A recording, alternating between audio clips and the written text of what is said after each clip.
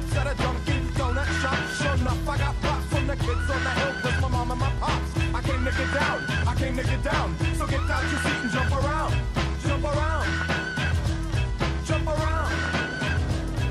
Hey Division III athletics fans, welcome back to another edition of the Rhodes Athletics Weekly Update. I'm Ryan Van Hook with my co-host Jeff Livesey. Jeff, start us off by telling us about how the first game under the lights of Crane Field went. Well, thanks, Ryan. Rhodes ran into a big win in the home opener against Washington University, taking down the Bears 46-22. Rhodes was led through the air by junior quarterback Blake Box, who threw for 205 yards and 3 scores. Wide receiver Jonathan Weiner had a big game for the Lynx with 108 receiving yards and a touchdown. The Rhodes defense was led by junior Trey Hooper, who had 15 tackles. Rhodes will look to continue their hot start in California next weekend, where they will take on Pomona-Pitzer at 9 p.m. Central Time. It's quite an impressive win for the Lynx, Jeff. I'm excited to see what's going to happen with the rest of their season. Yeah, it should be an entertaining year. What did the other Rhodes football team do this weekend? Thank you for asking. The men's soccer team traveled to Conway, Arkansas this weekend to take on Emory University and Fontbonne University. On Saturday, the Lynx fell in a tough one to Emory 5-1.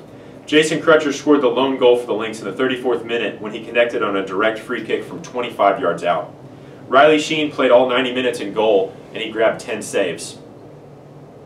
The Lynx then bounced back on Sunday with a 2-1 victory over Fontbonne. Down at the half, the men were able to tie the game in the 67th minute when Paul Burdett headed in a Jason Crutcher pass off a corner kick. Jason Crutcher then scored the go-ahead goal 2 minutes later. Matt McCann, Jason Crutcher, and Paul Burdett were all named to the Hendricks Invitational All-Tournament team. After this weekend, the Lynx are now 2-2-1 on the season, and their next game is September 18th at Christian Brothers University. The women's soccer team took on the Scots at Maryville College this weekend and came home with a 2-1 victory. Rhodes scored first when Emma Sellner finished a Sarah Rostamo pass in the 15th minute.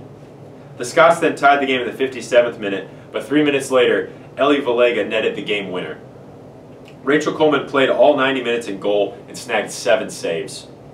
After this weekend, the Lady Lynx are now 3-1-1 on the season, and their next game is September 17th at home versus Carthage College. Wow, the Lynx have gone off to a great start this season, with their only loss coming to the number 2 ranked team in the country.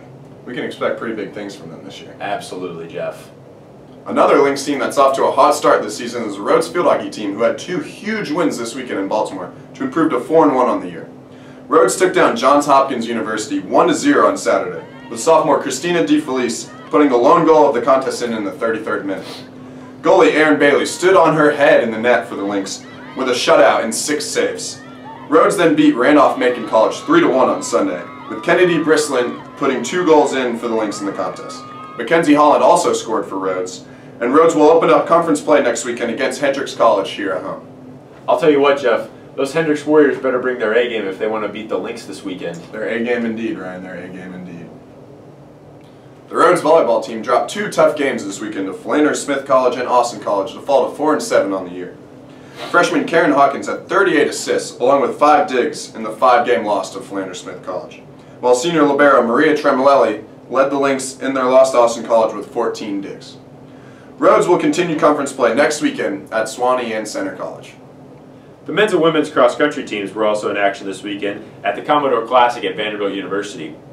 Junior Alex Noel led the Lynx by finishing 49th with a time of 25:53 on the 800-meter course. For those of you keeping track at home, that's an 8K. As a team, the men finished 4th among all non-Division I teams with 116 points. The women then were led by Brittany Alexander and Ashley Leadoff. Alexander finished 45th out of the 260 contestants with a time of 18:18 in the 5,000-meter course. Leadoff then finished 58th with a time of 18:28. In scoring, Rhodes finished 3rd among all non-Division I teams with 60 points. The Lynx cross-country teams will compete at the Rhodes Invitational September 27th. Both men's and women's golf teams had strong showings in their first tournaments of the season, with both teams securing 4th place finishes. The women were led by Nikki Isaacson, who finished 4th overall, shooting 155 over 2 days. The men were led by freshman Chris Harris, who tied for 1st overall in the tournament with a 143. The girls will continue their season next weekend at home, while the boys will travel to Ohio in 2 weeks.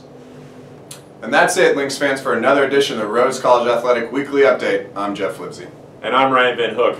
Adios, Links Gatos, and see you next week.